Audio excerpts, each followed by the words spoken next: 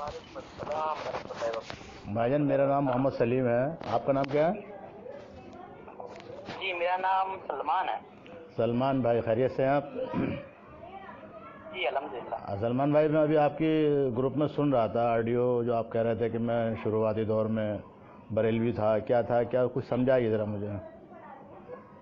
जी मैं रिवट हूँ।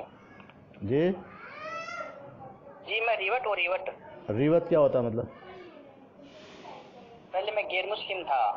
अच्छा, मैं थोड़ा सा तफसील चाह रहा था आपसे कि ताकि आपकी बात से मैं भी थोड़ा सा कुछ समझूं और जो दूसरे भाई हैं उनको भी थोड़ा सा अच्छा लगे समझने में कि आप पहले क्या थे, फिर क्या बने, और फिर अब क्या हो और क्यों हो।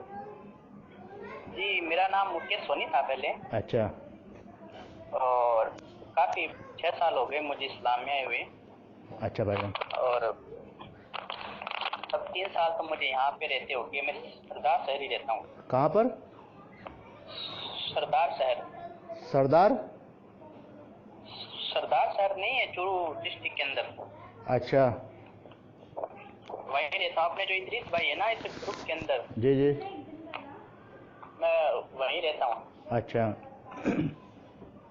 और मुझे 6 साल इस्लाम में आए हुए हो गए। और वैसे मेरा जो प्रॉपर गांव है वो चूरू है। अच्छा, आप वैसे कहाँ से हैं? मैं बरेली से हूँ।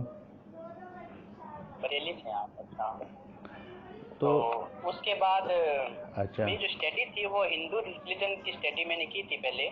अच्छा और उसके बाद में मैंने कुछ जैसे डॉक्टर जाकिर नाइक कुछ प्रोग्राम है वो भी देखे मैंने। अच्छा तो मैं एक धार्मिक आदमी था ही पहले से।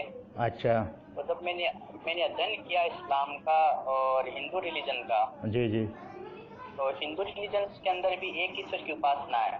हाँ हाँ और हिंदू रिलीजन के अंदर भी एक ही ईश्वर को मानते हैं और उसका भी कोई आकार नहीं मानते।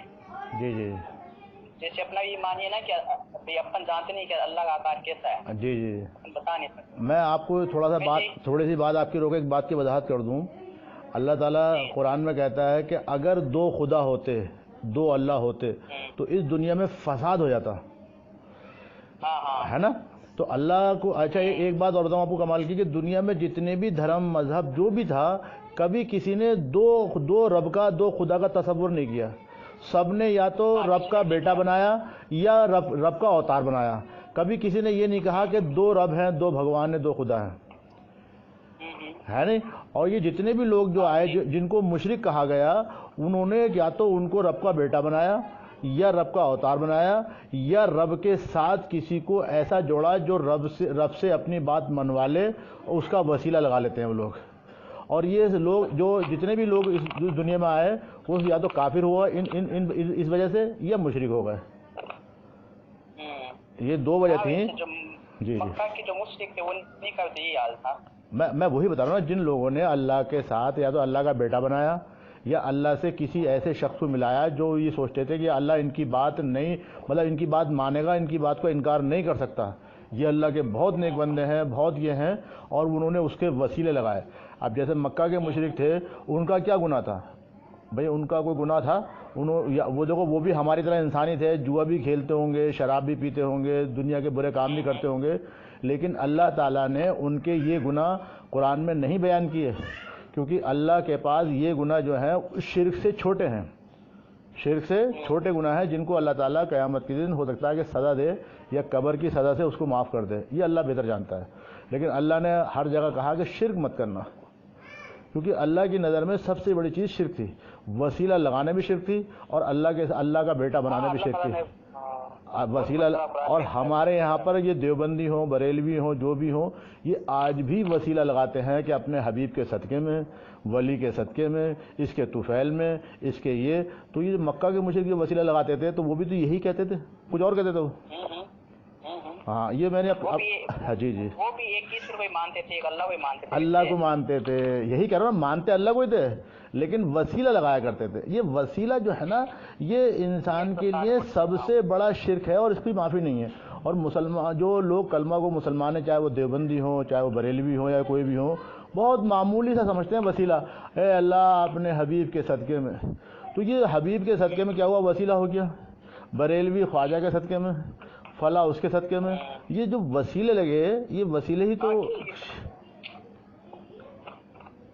ही तो असल शिर्क है ना भाई। जिन्होंने अल्लाह का बेटा बनाया तो उन्होंने कभी उन वसीला भी उनका उन अल्लाह के बेटे का तो वसीला लगाया, खाली उस अल्लाह के बेटे से कभी माज़अल्लाह जिन्होंने अल्लाह का बेटा बनाया उससे नहीं मांगते थे।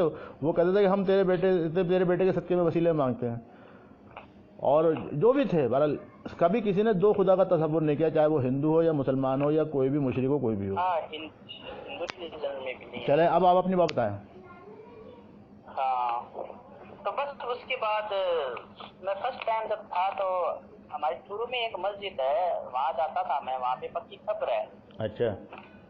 तो जुम्मे के दिन भी कई बार एक दो बार वहाँ लेके गए थे कब्र के अंदर कि इनके द्वारा आप मांगे। तो उस टाइम मेरे दिमाग के पास समझ में नहीं आई कि मैंने इस्लाम को इस वजह से समझा है और इस वजह से मैं इस्लाम में आना चाहता हूँ।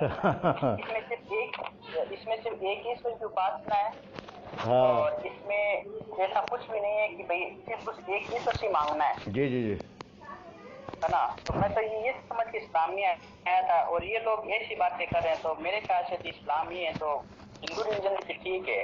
तो ना अपन भी यहाँ पे ना सिर्फ ना एक ईश्वर को मान लेंगे और ये जो ये बुत प्रस्ती करते हैं इसको छोड़ देंगे, तो फिर इस्लाम में आएंगे। हाँ। तो फिर उसके बाद में उस टाइम वो उनकी बातें में समझ में नहीं आई। तो मैं जब ठीक है, उस टाइम इतने मोबाइल भी थे नहीं, 7-8 साल पहले एंड्रॉइड मोबाइल इतने आए हुए नहीं थे। जी जी जी, स्टडी चलती रहती थी मेरी। उर्दू पे डॉक्टर जाकिर नाइक प्रोग्राम आते थे, उनको देखते थे, उन आयतों को कोड करते थे। वो जो कुछ बातें कोई और हिंदू रिलीजन के नाम बताते थे तो उनको भी कोड करते थे और उन चीजों को देखते भी थे। कुछ चीजें उनमें मिलती थी। तो उसके बाद फिर अल्हम्दुलिल्लाह मैं बाहर चला गया था। अच्छा। तो मेरा रीजन तो यही था कि बाहर जाके भाई वहाँ पे उम्रा वगैरह कर लेंगे, और घर वालों को बता के यही गया था कि भाई मैं कमाने की पर्पज से जा रहा हूँ। उस टाइम घर वालों को पता था नहीं। अच्छा अच्छा। तो ऐसे करके फिर मैं बाहर चला गया, और फिर वहाँ पे जाके पता लगा कि इस्लाम क्या है। सऊदी अरब में? सऊदी अरब में कि आप वहाँ के मौलवियों से मिले या वहाँ के लोगों को देख के मतलब? हाँ, अपने तौसीफुर रहमान है उनसे मिला था मैं वहाँ। माशाल्लाह। और वहाँ और भी जो मौलाना है, तो वहाँ पे जो दावा सेंटर है, जी जी जी, वहाँ से मिला था। फिर उन्होंने एक उम्रा कराया था अपनी तरफ से, फिर एक उम्रा मैं भी करके आया था मेरी तरफ से वहाँ। माशाल्लाह। और वो अल्हम्दुलिल्लाह फिर वो तो हज भी कराने वाले थे, पर हज वाले टाइम मेरी कंपनी ने मुझे एग्जिट कर दिया था। अच्छा। उसके बाद मैं यहाँ आ गया था वापस इंडिया में। अच्छा। तो सऊदी के अंदर भी मुझे पता नहीं था। मैंने कहा चलो यारो सभी मुस्लिम हैं, यहाँ पे भी सभी मुस्लिम हैं, सभी नमाज पढ़ते हैं, अपनी भी नमाजें पढ़ते हैं। हमारे घर में एक मस्जिद थी, उसमें जुम्मा भी होता था, ईद की नमाज भी होती थी। हमारा जो कंपनी में था ना, कंपनी का। हाँ जी जी, मस्जिद की।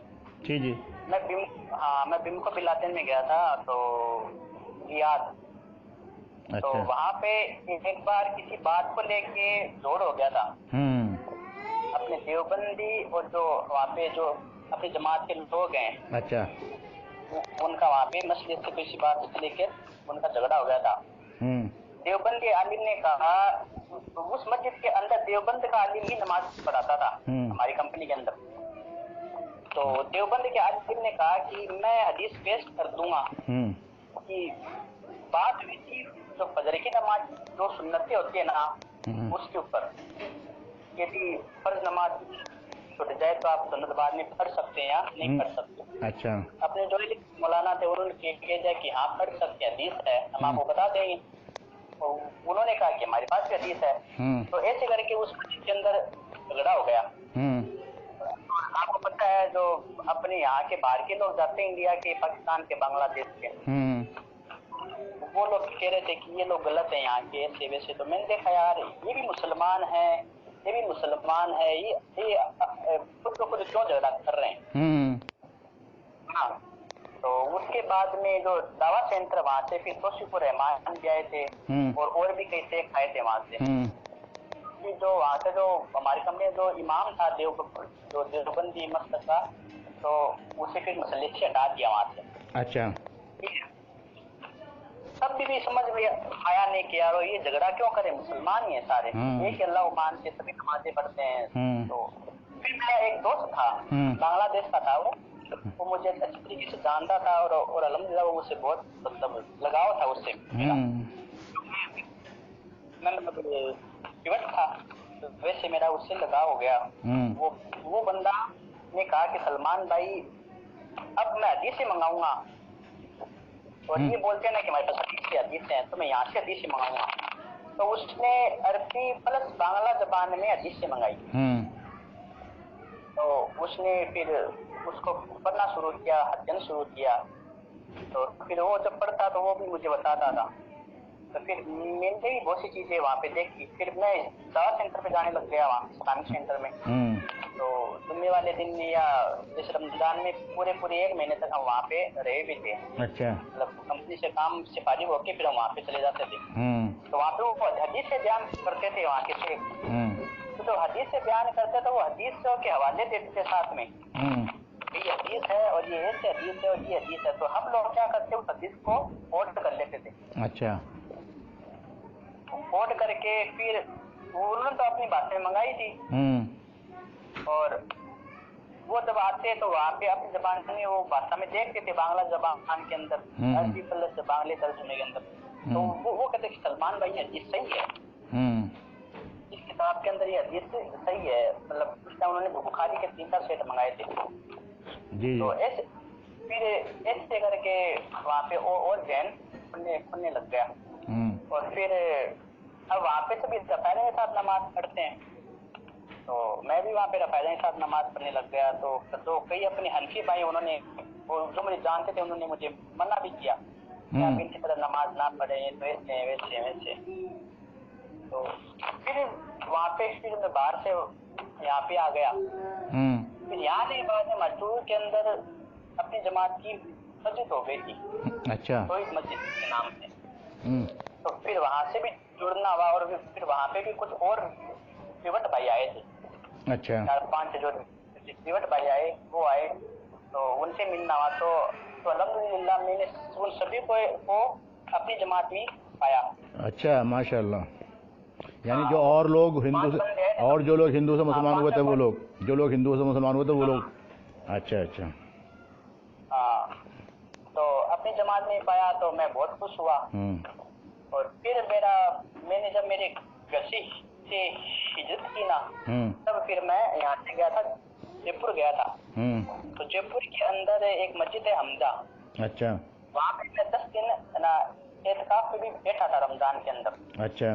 तो वहाँ पे मैंने हदीसों के काफी किताबें पढ़ी, बुखारी भी है, मुस्लिम भी है, अबू दाऊद भी है, जैसे कुछ जो अपने नमाज के मसले हैं और बहुत सी चीजें वहाँ पे पढ़ी मैंने। फिर वहाँ पे जो मौलाना साहब थे वो उनसे ही पूछता रहता था। तो फिर अल्हम्दुलिल्लाह ज़हन और खुलता गया। और हम में से जो सबसे पहले जो हम में जो यंग है, सबसे मतलब बड़े हैं, वो एक अब्दुल आचार्य हैं। अच्छा। वो भी राजस्थान के हैं, तो वो भी रिवट हैं। तो उनसे भी हमें बहुत कुछ सीखने मिला फिर। अच्छा। फिर अल्हम्दुलिल्लाह तो अपन कहते हैं ना सूरह फातिहा में कि अल्लाह हमें सीधा रास्ता दिखा। हाँ, दिखाई दिया अल्हम्दुलिल्लाह, दिखा दिया। अच्छा, ये जो जितने भी रावत जो बोल रहे हो आप, ये सब डॉक्टर जाकिर नाइक से मुतासिर होकर बने हुए थे या कोई वैसे कैसे बने हुए थे? कौन वो जो बंदे बने थे वो क्या? हाँ हाँ वही जी। नहीं, उनमें से सारे डॉक्टर जाकिर नाइक से मुतासिर हुए थे। हाँ। तो कई जो बंदे हैं उन्होंने खुद स्टडी की थी। और वो क्या होता है, कई इस्लामियत में कोई ना कोई जरिया। हाँ, वो तो है। मैं तो वैसे पूछ रहा था, मैंने कहा कैसे हुए थे वो। लेकिन मैं नाम भूल गया आपका भाई। मेरा नाम सलमान है। हाँ सॉरी, सलमान भाई।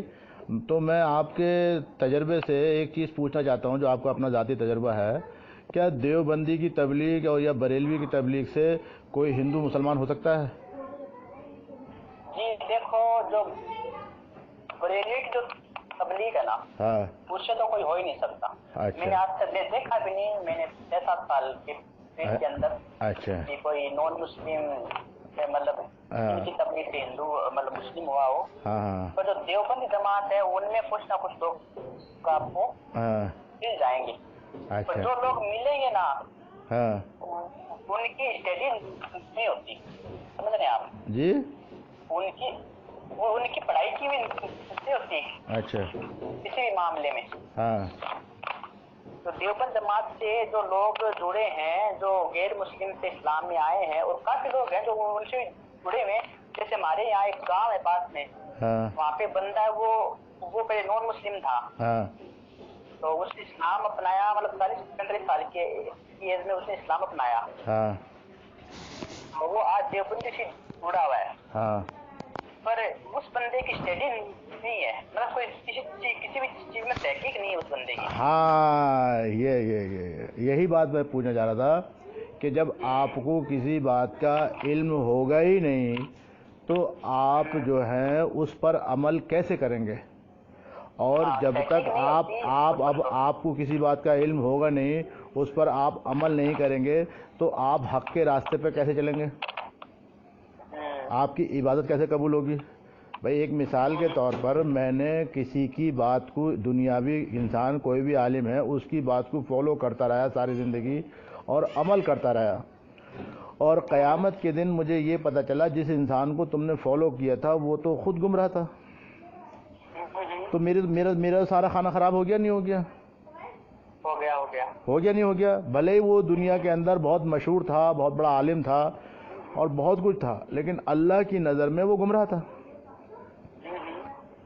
तो यही तकलीद की जो सबसे बड़ी बुराई है मेरे भाई, मैं थोड़ा सा और आपको वजाहत कर दूं, जो दुनिया के अंदर जो बिगाड़ पैदा हुआ, क्योंकि इस्लाम कोई नया दिन तो है नहीं, आदम अलैहिस्सलाम से चलता हुआ आ रहा है, ठीक?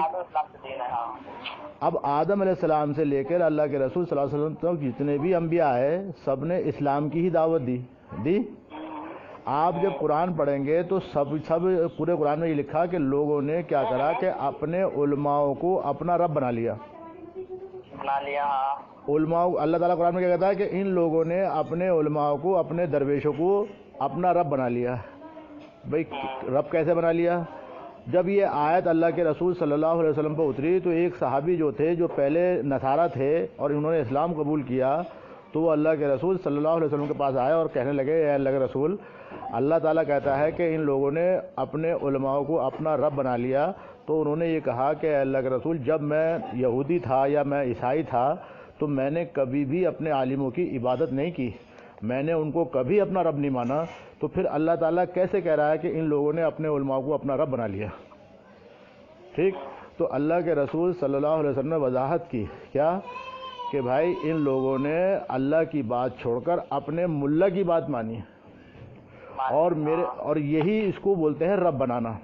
लेकिन ये बात बहुत बड़ी है, लेकिन आज की जो मुक़ल्लिद जाहिल अवाम है वो बड़ा मामूली ले रही है। अभी आप किसी से कहो भाई कि तू अपने आलिम, अरे यार इतने बड़े अल्लामा हैं, इतने बड़े मुफ्ती हैं, इतने लोग उनको मानते हैं, इतनी बड़ी जमात है, इतने बहुत सारे मदरसे हैं, ये बेवकूफ़ है सारे। यही तो वो अपने आलिम की बात क्या गलत समझ के मानना है या सही समझ के मानना है? बताए पहले आप मुझे। सही समझ के मानता है ना? तो यहूदी जो थे, जो नसराना थे, या जो ये हिंदू हैं, ये अपने पंडितों की या अपने इनके तांत्रिकों की या इनकी बात सही समझ के मानते हैं या गलत समझ के मानते हैं? पहले बताओ। एकदम सही समझ के मानते हैं। तो फिर अगर सही समझ के मानते तभी तो उनको फॉलो कर रहा है, अगर गलत समझ के मानेंगे फॉलो कर लेंगे? जो आज हमारे कलमा गो मुसलमान ये कहते हैं कि नहीं हमारे इतने बड़े वो हैं, झूठ बोलेंगे वो। हाँ, हम और तकलीद के मायने क्या हैं? तकलीद के मायने भी यही हैं कि गैर नबी की बात को बिना दलील मानना, ये सोचकर कि ये जो बात कह रहा है ये कुरान हदीस से ही कह रहा है। अब ये उसकी एक जाहिल की खुद की सोच है ना। भाई मैं सोच लूँ, मैं ये सोच लूँ कि साहब फला वाले जो आलिम हैं ये बहुत बड़े आलिम हैं, ये कभी झूठ नहीं बोल सकते, ये कभी गलत नहीं कर, तो ये तो गलती मेरी है, उस आलिम की थोड़ी ना बेचारे की, जिसको इन जाहिलों ने अपना इमाम मानकर उसकी बात कर रहे हैं। अगर यही जो बरेलवियों का भी एक बहुत बड़ा तबका है, देवबंदियों का भी एक बहुत बड़ा तबका है, शियाओं का भी बहुत बड़ा तबका है, ऐसे बहुत सारे फिरके तबका है। अच्छा, हमसे ज़्यादा हिंदू हैं, हिंदुओं का भी बहुत बड़ा तबका है।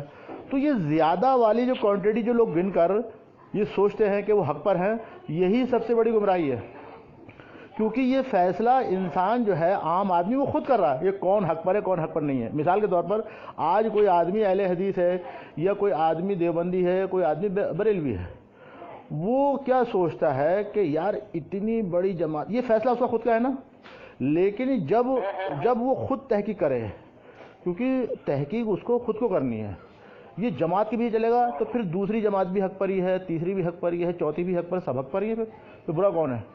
برا تو کوئی بھی نہیں ہے، پھر ہندو بھی صحیح ہے، عیسائی بھی صحیح ہے، یہودی بھی صحیح ہے، تو بھائی سب یہ جو مقلد لوگ بولتے ہیں نا کہ چاروں امام حق پر ہیں، جی پر وہ انہیں نہیں پتا کہ وہ کس بات کے اوپر حق پر ہیں۔ ارے میرے بھائی میں ایک موٹی سی بات بتاتا ہوں آپ کو، چلو وہ حق پر ہے نہیں ہے اس کو چھوڑو، مجھے یہ بتاؤ کہ مجھے کیسے پتا وہ حق پر ہے، پہلے تو یہ بتاؤ۔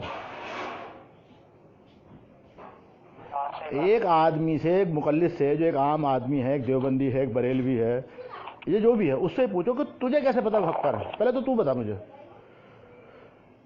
ہے تو نے بھی وہی بات کی جو تیرے بڑے کہہ رہے تھے، تو نے کوئی اپنی طرف سے تو کوئی بات نہیں کی، تو یہی بات تو ہندو کے پنڈت بھی کہتے ہیں،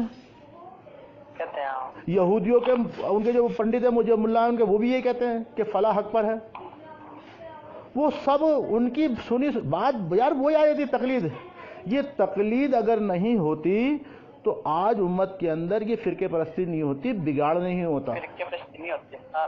اگر سب کی دعوت قرآن حدیث ہوتی تو آج اسلام کے اندر نہ کوئی دیوبندی ہوتا، نہ بریلوی ہوتا، نہ کوئی اہل حدیث ہوتا، کچھ نہیں ہوتا سوائے قرآن و سنت کو ماننے والا ہوتا۔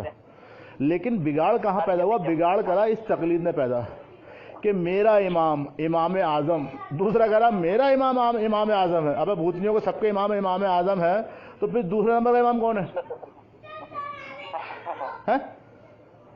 صحیح بات۔ تو یہ جی دیوبندی سے بہت بحث ہوتی ہے۔ دیوبندی جو ہے اس امت کے اندر میرے بھائی، اس امت کے اندر مسلمانوں کے اندر سب سے زیادہ خطرناک ہے۔ اس کی وجہ میں آپ کو بتاؤں، بریلوی ہو، شیعہ ہو، قادیانی ہو، اہل حدیث ہو، چشتی ہو، قادری ہو، کوئی سبھی دنیا کا فرقہ ہے، یہ میں تمہیں بہت کام کی بات بتا رہا ہوں، سارے فرقے اپنے آپ کو کھلی کتاب ہے ان کے جو عقیدہ ہے وہ اس کی دعوت دیتے ہیں۔ عقیدہ جو ان کا ہے، بریلوی ہے وہ قبروں کی دعوت دے رہا ہے نا، وہ چھپاتا تو نہیں نا۔ شیعہ ہے وہ 12 امام کی دعوت دے رہا ہے، اور اہل حدیث ہے وہ قرآن سنت کی دعوت دے رہا ہے۔ لیکن دیوبندی جب ملے گا آپ کو، بات قرآن حدیث کی کرے گا، عمل امام ابو حنیفہ پہ کرے گا۔ عمل کس پہ کرتا ہے؟ امام ابو حنیفہ۔ دعوت کسی دے رہا ہے؟ اللہ اس کے رسول کی۔ تو یہ دھوکہ ہوا، یہ منافقت ہوئی نہیں ہوئی؟ کیونکہ میرے بھائی مین چیز ہے عمل، دعوت نہیں ہے، عمل ہے۔ آپ دنیا کو مسلمان کر دیو، ٹھیک، اور اگر آپ خود ہی مسلمان نہیں ہے تو آپ کا مسلمان کرنے کا فائدہ ہوا کوئی؟ فائدہ نہیں ہے نا۔ تو جب دیوبندی دنیا کو تبلیغ کر کے بلا رہا ہے اور خود قائم پہ عمل کر رہا ہے، امام ابو حنیفہ پہ، امام یوسف پہ، امام محمد پر، ہے اللہ رسول اس کو عمل ہے۔ لیکن جب وہ مسجد میں بیٹھے گا تو قرآن کی آیتیں بتائے گا، حدیثیں بتائے گا، بھلے وہ ضعیف ہوں یا کچھ بھی ہو، لیکن نام قرآن حدیث کا لے کر امت مسلمہ کو گمراہ کر رہا ہے۔ تو میں آپ کو بتا دوں، اور جتنے بھی آپ کے جاننے والے ہوں، جی جتنے بھی آپ بتاتے ہیں دیوبندی بہت ادھکانش، کافی بار میں ان جماعتوں میں بھی گیا ہوں، میں 1-2 بار۔ میں پہلے ایک بار جماعت میں بھی گیا، اس ٹائم انڈیا میں تھا، میں نظام الدین اولیا تک بھی جا کے آیا ہوں یہاں دلی میں۔ اچھا، ٹھیک ہے، تو پہلے میں انہی سے جڑا ہوا تھا دیوبندیوں سے۔ ہاں تو یہ جماعت میں لے کے جاتے تو میں نے دیکھا بھائی ان کا کام اچھا ہے، یہ کسی برائی بھی نہیں کرتے، اور بس جماعت میں لے کے چلے جاتے ہیں اور کچھ نہ کچھ سکھاتے ہیں۔ جی یہی ہے، پہلے میں نے یہی سوچا تھا۔ تو میں نے جب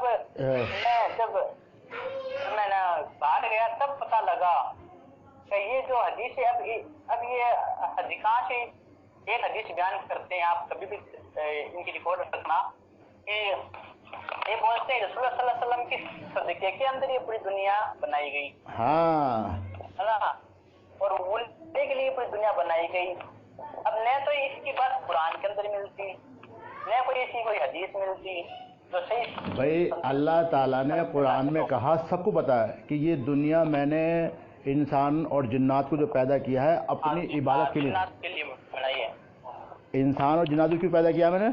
اپنی عبادت کے لیے. اللہ تعالیٰ نے کھل کے کہا کہ ان کو میں نے، جبکہ اللہ کے لیے فرشتے بہت تھے، فرشتے بہت تھے، لیکن اس نے انسان اور جنات کو، اچھا دوسری مخلوق میں اور انسان میں فرق کیا ہے؟ یہ سب اللہ کی بنائی ہوئی ہے. انسان اور جنات میں فرق یہ ہے دوسری مخلوق سے، کیونکہ انسان کو اور جنات کو اللہ تعالیٰ نے اختیار دے دیا، آزاد کر دیا، یہ فرق ہے. اور اللہ تعالیٰ کی حکمت تھی، اس کی مرضی تھی، وہ اپنی مرضی ہے اس کی، وہ جو جیسے چاہے سوچے جیسے چاہے کرے.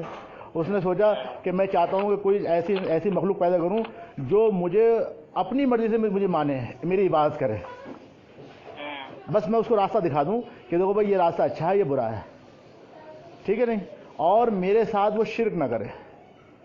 اللہ تعالیٰ کی کیا ہم سے کیا امید ہے؟ اللہ تعالیٰ کو ہم سے کیا امید ہے کہ ہم اللہ کے ساتھ کسی کے شرک نہ کریں. بس یہ اللہ کو امید ہے کہ اگر اللہ تعالیٰ کے ہم نے یہ امید پہ پورے اتر گئے تو آپ کے لیے جنت ہے. اور اگر آپ نے اللہ کے ساتھ واسطے وسیلے لگا دیے، چاہے وہ نبی کا ہی کیوں نہ ہو، نبی جو ہوتے ہیں وہ کائنات میں ہر چیز سے، ہر انسان سے، ہر مخلوق سے افضل ہوتے ہیں، اور اللہ کے رسول ان سب سے افضل ہیں. لیکن اللہ تعالیٰ نے قرآن میں کیا کہا کہ اے نبی اگر تم نے بھی شرک کیا، اگر تم نے بھی شرک کیا، یہ اللہ کے رسول شرک نہیں کر سکتے تھے، اللہ کے رسول کبھی شرک نہیں کر سکتے تھے، لیکن اللہ تعالیٰ نے ہم جیسے گنہگاروں کو ڈرانے کے لیے بتایا اگر یہ شرک اتنا بڑا گناہ ہے کہ یہ اگر نبی بھی کر لے تو میں اس کو بھی نہیں چھوڑوں گا. بات سمجھا نہیں آئی؟ شرک کی جو اللہ تعالیٰ نے وضاحت کی ہے وہ یہ اس لیے کی کہ اے نبی اگر تم نے بھی شرک کیا تو ہم تمہارا دائیں ہاتھ پکڑ کے تمہاری شہادت کی رگ کاٹ دیں گے. کیوں کاٹ دیں گے؟ یہ اللہ کے نبی کبھی شرک نہیں کر سکتے تھے، یہ ہمارا ایمان ہے. یہ اللہ تعالیٰ نے ہم جیسے گنہگاروں کو ڈرانے کے لیے ہمیں بتایا کہ شرک اتنا بڑا گناہ ہے کہ یہ نبی بھی کر جائے تو میں اس کو بھی نہیں چھوڑوں گا، تم ہو کس کھیت کی مولی ہے. اور ہمارے لوگ وہی شرک میں مبتلا ہے کہ اس کا وسیلہ، اس کا وسیلہ، اس کا وسیلہ، اور یہ وسیلہ ہی سب سے بڑا شرک ہے جو مکہ کے مشرک لگایا کرتے تھے. اور پورے قرآن میں کتنی آیتیں اللہ تعالیٰ نے وسیلے کے اوپر ہی دی ہیں اور یہ کہا کہ وسیلہ ہی شرک ہے. اللہ کے سوا کسی اور سے امید لگانا اور یہ اللہ سے بھروسہ اٹھ جانا اس بات کا کہ اللہ میری بات نہیں سنے گا، میں اس کا وسیلہ لگا دوں تو میرا کام ہو جائے گا. تو یہ اللہ سے جو امید نہیں رکھتے کہ اللہ میری بات سنے گا وہ وسیلہ لگاتے ہیں، اور اللہ سے نا امیدی کفر ہو جاتی ہے. صحیح ہے بھائی آپ یہ بتائیے، بھائی ایک بات سوچو، اگر مجھے یہ امید نہ ہو اللہ سے کہ میں تو چور ہوں، اچکا ہوں، برا آدمی ہوں، اللہ میری نہیں سنے گا، تو میں اللہ سے امید رکھی، میں نا امید ہوا، نا امید ہو گیا نا. اب نا امید ہونے والا ہی تو وسیلہ لگاتا ہے. آپ غور کریں نا بات کو. بھائی آپ کو کہیں پہ سورس جب استعمال کرو گے نا، جب آپ کے سورس نہیں ہوں گے، جب میرا سورس تو اللہ تعالیٰ نے کہا کہ اے بندے تو 5 ٹائم نماز پڑھ، تیرے سامنے ہوں، یہ سوچ کے نماز پڑھ کہ تو اللہ کو دیکھ رہا ہے، اور اگر اتنا بھی نہیں سوچ سکتا تو یہ سوچ کہ اللہ تجھے دیکھ رہا ہے. تو میرے سورس تو اللہ سے ڈائریکٹ ہے میرے بھائی، مجھے وسیلے کی ضرورت کہاں ہے؟ 5 ٹائم میں ہاں. اب جو لوگ سیڑھی لگاتے ہیں نا ان کو چھت پہ چڑھنا ہوتا ہے، اس لیے سیڑھی لگاتے ہیں. ہمیں اللہ تک پہنچنا ہے تو اللہ تو ہمارے قریب ہے، تو ہمیں سیڑھی لگانے کی کیا ضرورت ہے بھیا؟ ہے. تو یہ جو لوگوں کی جو میں بتانے کا مقصد یہ تھا، یہ ساری گمراہی کی جو جڑ ہے وہ وسیلہ ہے بھائی، چاہے وہ نبی کا لگایا جائے چاہے وہ ولی کا لگایا جائے. اور ہمیشہ ایک بات یاد رکھیے، کوئی بھی آدمی جب وسیلہ لگاتا ہے تو اچھے لوگوں کا ہی لگاتا ہے. مکہ کے جو مشرک تھے وہ بھی اچھے لوگوں کا وسیلہ لگاتے تھے. مکہ کے مشرکوں نے جو خانہ کعبہ میں بت رکھ رکھے تھے اس میں 5 بت پتہ کس کے تھے؟ انبیاؤں کے تھے. 5 بت نبیوں کے تھے. اس کے بعد ان میں اللہ کے رسول صلی اللہ علیہ وسلم کی حدیث ہے کہ اللہ کے رسول صلی اللہ علیہ وسلم نے کہا ان مشرکوں میں جب کوئی نیک آدمی مر جاتا تھا تو یہ اس کا بت بنا لیا کرتے تھے. تو میرے بھائی وہ بھی لوگ نیک لوگوں کا ہی وسیلہ لگاتے تھے, برے آدمی کا وسیلہ کوئی نہیں لگاتا. یہ سب کو عقل پتہ ہے, وہ برا خود سوچتا ہے اپنے آپ کو برا, تبھی تو وہ کہتا ہے کہ میری بات اللہ نہیں سنے گا, تو وہ دوسرے برے کا وسیلہ لگا لے گا. وہ ہمیشہ نیک کا ہی لگا گا. اور اللہ جو ہے وہ ڈائریکٹ سنتا ہے, ڈائریکٹ دیتا ہے, ڈائریکٹ کرتا ہے, اس کو وسیلے کی ضرورت نہیں ہے. اور اللہ تعالیٰ نے جو یہ حدیث جو قرآن میں آیت ہے کہ اے نبی اگر تم نے بھی شرک کیا تو ہم تمہاری شارک کاٹ دیں گے, اس سے اللہ تعالیٰ نے اپنے اور نبی کے برابری کا جو فرق ہے وہ بتایا. جو لوگ نبی کو اللہ کی برابری دیتے ہیں نا, یہ فرق بھی بتایا کہ اللہ اس کے نبی میں کیا فرق ہے, ٹھیک ہے نہیں. اور ہمیں یہ بتایا کہ دیکھو تم تو ہو ہی کیا, اگر نبی بھی یہ کرے تو اس بات سے ہمیں کئی نصیحتیں ملتی ہیں. جو لوگ یہ کہتے ہیں کہ اللہ تعالیٰ جب عرش پر گیا معراج کی رات کو, اللہ کے رسول جب معراج پر گئے, اللہ کے رسول صلی اللہ علیہ وسلم جب معراج پر گئے تو اللہ اس سے مطلب پردہ ہٹا کر اللہ کے پاس چلے گئے, یعنی بالکل اللہ سے ڈائریکٹ ملے. تو وہ یہ بتانا چاہتے ہیں, یہ بولتا ہے جو قادری نہیں ہے, ہاں وہ الیاس پادری, وہ نہیں وہ طاہر القادری, نہیں وہ طاہر القادری بولتا ہے, طاہر القادری بولتا ہے. وہ نہیں, یہ ان کی کتابوں میں ہے اس لیے بولتا ہے وہ, یہ کتابوں میں ہے. وہ یہ کہتے ہیں پھر اللہ اور بندہ وہ اللہ اور رسول پھر وہ ایک ہو گئے. اب ان میں کوئی فرق نہیں.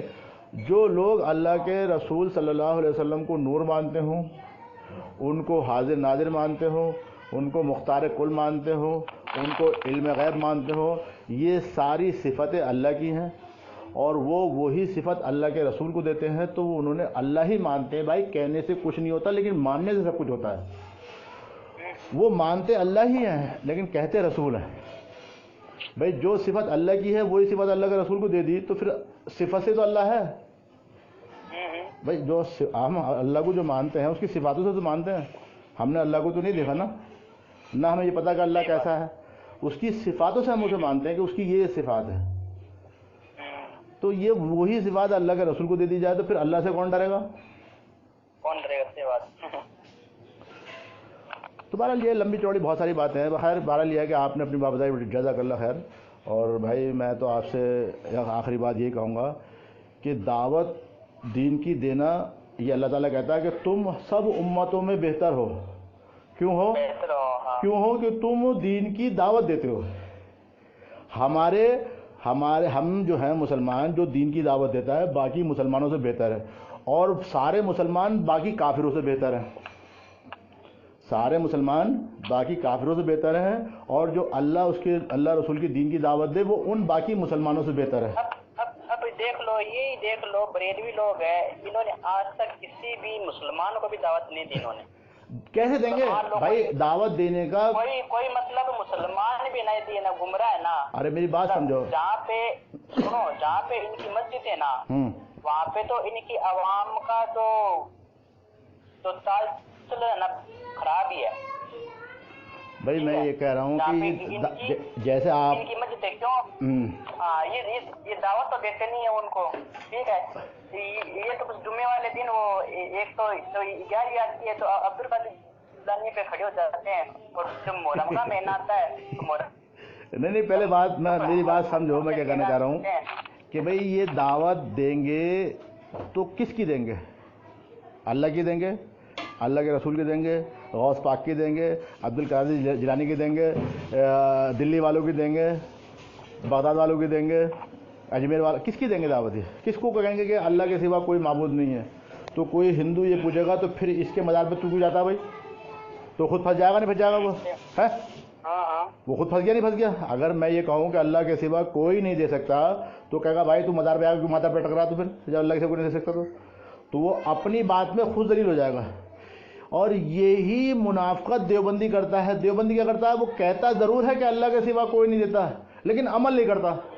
اس نے لوگوں کو دھوکہ دینے کے لیے یہ بات کا استعمال کیا کہ اللہ کے سوا کوئی نہیں دیتا. وہ یہ بات تم سے کہے گا, لیکن جب آپ دیوبندی کے اندر گھس جاؤ گے تو آپ کو یہ پتہ چلے گا کہ دیوبندیوں کے جو اکابر تھے انہوں نے بھی بہت کچھ کرامات کر رکھے ہیں, وہ بھی بڑے کراماتی تھے, ہاں پتہ ہے نا. تو وہ سارے کراماتی, تو یہ دیوبندی میں کیا ہے, یہ جھوٹ بولتا ہے لوگوں سے کہ اللہ اس کا رسول, لیکن اندر سے وہ بھی امام ابو حنیفہ کا پجاری ہے, وہ اپنے اکابروں کا پجاری ہے. اور اگر تم ان کے بس اماموں کو برا مت کہنا کسی کو بھی, اللہ کو اور اس کے رسول کو تو یہ خود برا بھلا کہتے ہیں, ضرورت ہی نہیں ان کو اماموں کو برا بھلا کہنے کی, یہ بس امام کو برا بھلا مت کرو, یہ دیوبندی ہے. بہرحال چلیں, اور سب ٹھیک ہے؟ ہاں ٹھیک ہے, ٹھیک ہے بھائی, بات کر کے بہت اچھا لگا.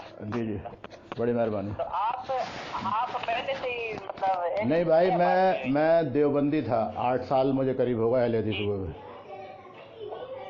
الحمدللہ, دیوبند والے بہت مشکلوں سے آتے ہیں اہل حدیث میں. ہاں میں دیوبندی تھا, اور میں جتنی نفرت دیوبندیوں سے کرتا ہوں میں کسی سے نہیں کرتا, کیونکہ ایک ہوتا ہے سامنے والا دشمن, اور ایک ہوتا ہے آستین کا سانپ. دیوبندی آستین کا سانپ ہے, یہ زیادہ خطرناک ہے. آپ سامنے والے سے بچ جاؤ گے, لیکن آستین کے سانپ سے نہیں بچ سکتے. تو میرے بھائی, جب بھی کسی کو دعوت دو تو دیوبندیوں سے ضرور اس کو آگاہ کرنا کہ امت کے اندر سب سے خطرناک لوگ دیوبندی ہیں, ان کے جھانسے میں مت آنا. یہ جھانسا دیتے ہیں, جھوٹ بولتے ہیں لوگ. اس کو بولو تو ان کی بات ماننے سے پہلے ان کے اکابروں کی کتاب پڑھ لے میرے بھائی, پھر بتانا تو میرے کو کہ یہ لوگ واقعی میں مسلمان ہیں اور سچے ہیں. جب پہلے ان کے اکابروں کی کتاب پڑھ لے, اس کو پہلے یہ بولو ان کی کتاب. جی ہاں, نہیں آپ نے پڑھی ہے نا. میں آپ کو دعوت دیتا ہوں اس بات کی, جب بھی آپ کسی کو دعوت دیں تو اس کو پہلے یہ کہیں کہ دیوبندی کے جھانسے مت آنا بھائی. تو اگر دیوبندی تو اس سے قرآن حدیث کی بات کرے نا, تو وہی تو پہلے اکابر کی کتاب پڑھا تو مجھے اپنے کہ وہ کیا کہہ رہا ہے. اور اگر وہ یہ جو بریلوی ہے نا, یہ تو ایک منہ پہ بول دیتے ہیں. ہاں یہ تو یہ بریلوی, میں بریلویوں کی تعریف نہیں کر رہا, یہ سب مشرک ہیں, یہ سب مردود ہیں, میں لیکن یہ کھلی کتاب ہے, یہ کہہ رہا ہوں مقصد. ان سے آپ بچ جاؤ گے, آستین کے سانپ سے نہیں بچو گے, یہ بتانا چاہ رہا ہوں آپ کو میں. کیونکہ لوگ اکثر ان دیوبندیوں کے جھانسے میں آ جاتے ہیں, حتیٰ کہ بریلوی بھی آتے ہیں, سب آتے ہیں, نہیں یار یہ لوگ بڑے اچھے ہیں, یہ لوگ بھیا نماز کی دعوت دیتے ہیں, یہ لوگ کسی کی برائی نہیں کرتے, کوئی مسئلے میں نہیں پڑتے. اور انہی کے نقش قدم پر آج دعوت اسلامی والے, ہری پگڑی والے سیم یہ کام کر رہا ہے اس ٹائم. وہ بھی بڑے میٹھے میٹھے اسلامی بھائی ہوئے ہوئے ہیں, ہے نا میرے میٹھے میٹھے اسلامی بھائی. وہ دیوبندی تبلیغی جماعت کے ہی شاگرد ہیں وہ لوگ, وہی میٹھی میٹھی باتیں کر رہا ہے, وہ بھی بڑی میٹھی میٹھی باتیں کر رہا ہے. تو بھیا میٹھی میٹھی باتیں کرنے سے جو ہری پگڑی والے ہیں وہ مسلمان ہو جائیں گے, مشرک نہیں ہے وہ. تو بس میٹھی بات, ان کے پاس کچھ بھی نہیں ہے سوائے میٹھی باتوں کے. یہ میٹھی باتوں سے لوگوں کو گھیر رہا ہے, اور اسی کو ہی آستین کا سانپ کہتے ہیں. بس چلو خالد صاحب نے کچھ بھیجا ہے میرے خلاف, کیا بھیجا ہے. چلو ٹھیک ہے, اوکے, السلام علیکم.